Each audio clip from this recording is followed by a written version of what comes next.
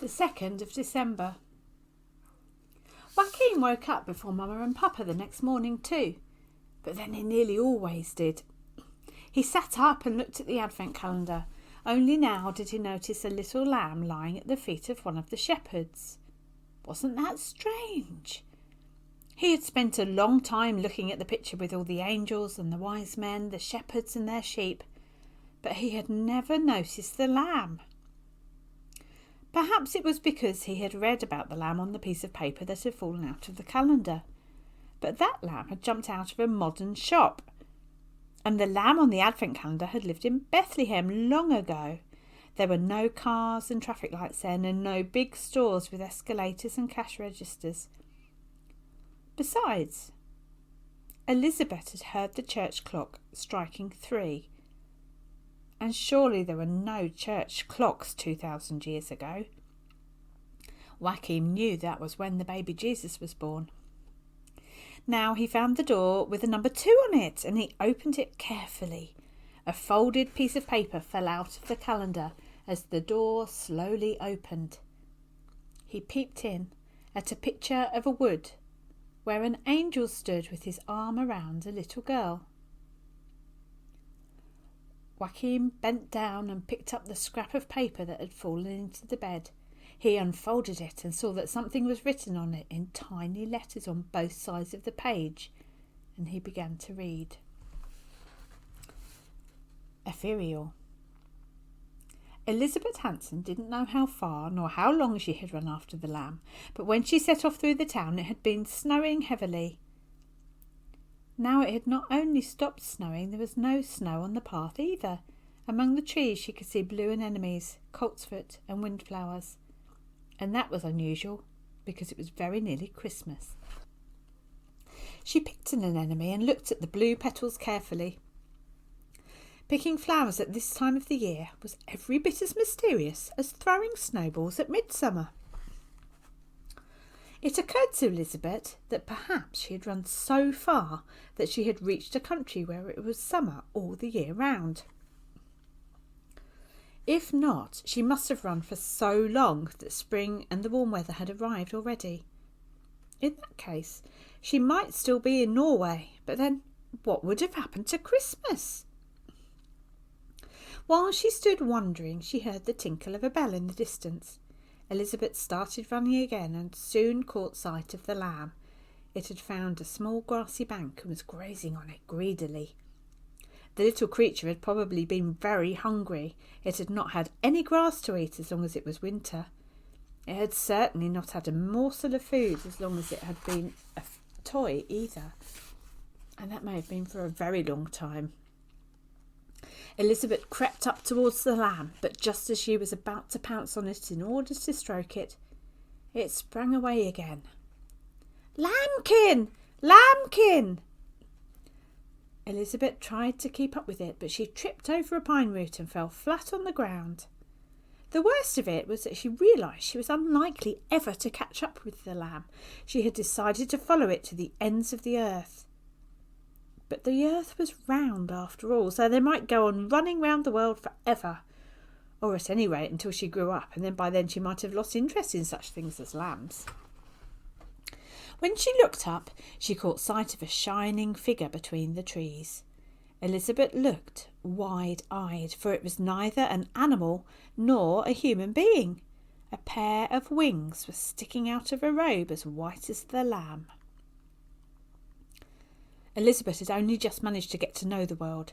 She had learned what all the commonest animals were called, but she didn't know the difference between a tomtit and a yellowhammer. Nor between a camel and a dromedary, come to think of it. All the same, there was no mistaking what she was looking at now. Elizabeth realised at once that the shining figure must be an angel. She had seen angels in books and pictures, but it was the first time she had seen one in real life. "Fear not," said the angel in a gentle voice. Elizabeth raised herself halfway up. "You needn't think I'm afraid of you," she replied, a little sulkily because she'd fallen and hurt herself.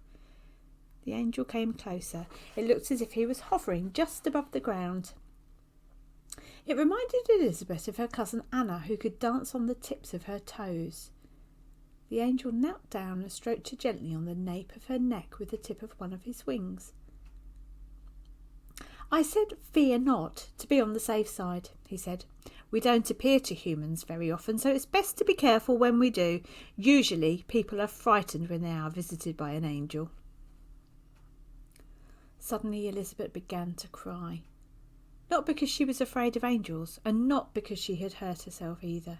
She didn't understand why she was crying until she heard herself sob, "I wanted to stroke the lamb." The angel nodded gracefully. "I'm sure God wouldn't have created the lambs with such soft fleece unless he hoped somebody would want to stroke it." "The lamb runs much faster than I do," sobbed Elizabeth again. "And it has twice as many legs too. Isn't that unfair? I can't see why a little lambkin should be in such a hurry."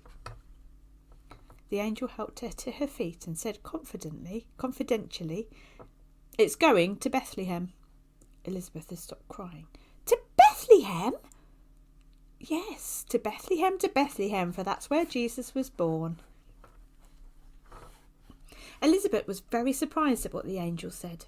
In an attempt to hide her astonishment, she began to brush soil and grass off her trousers.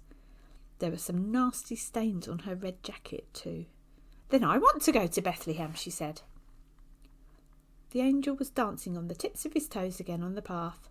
"That suits me," he said, hovering above the ground. "I'm going there too, so we might just as well keep each other company, all three of us." Elizabeth had learned that she should never go anywhere with people she didn't know. That certainly applied to angels as well. So she looked up at the angel and asked, "What's your name?" Elizabeth had thought the angel was a man, but she wasn't quite sure. Now he curtsied like a ballet dancer and said, "My name is Ethereal." "That sounds like a butterfly. Did you really say ethereal?" "Just ethereal, yes. Angels have no mother or father, so we have no family name either." Elizabeth sniffed for the last time. Then she said, "I don't think we have time to talk anymore if we're going all the way to Bethlehem. Isn't it a long way?" "Yes, indeed, it's very far and a very long time ago. But I know of a shortcut, and that's the path we're taking now." And with that they began to run. First the lamb, then Elizabeth. The angel Ethereal danced behind them. As they ran, Elizabeth felt sorry she hadn't asked the angel why it had suddenly become summer. But when she caught a glimpse of the lamb on the path in front of her, she didn't dare stop. "Lambkin! Lambkin!" Joachim hurried to hide the piece of paper in the secret box for which only he had the key. It was John the flower seller who'd left the old calendar with the bookseller. Did he know about the scraps of paper too? Or was Joachim the only person in the whole world who knew the secret? After all, he was the only person who had opened the calendar. But another thought struck him. Elizabeth, he thought. Wasn't Elizabeth the name of the lady whose picture John had put in the shop window? Yes, it was, he was quite certain. Could it be the same Elizabeth he was reading about in the Magic Advent Calendar? She was only a child, it's true, but the calendar was so old that she must have had plenty of time to grow up during all the years that had passed since then. Mama and Papa came in that day too to see the picture in the calendar.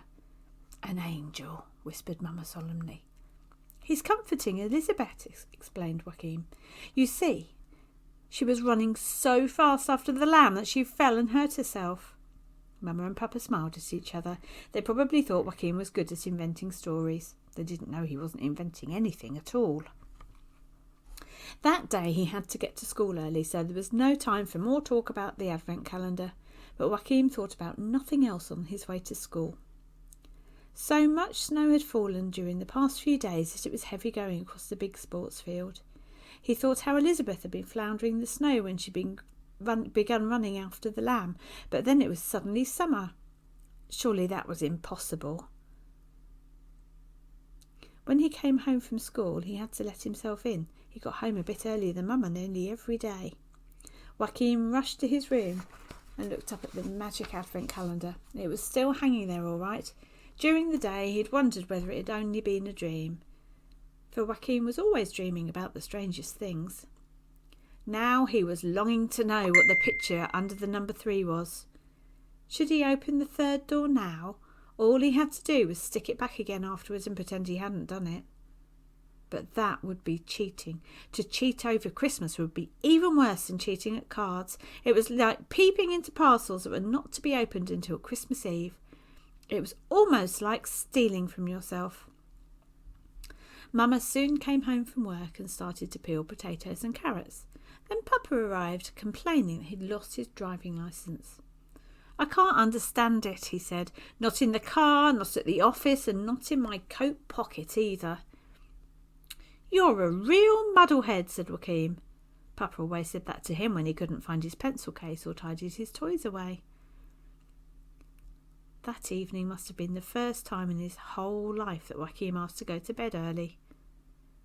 "You don't feel ill, do you, darling?" asked Mama.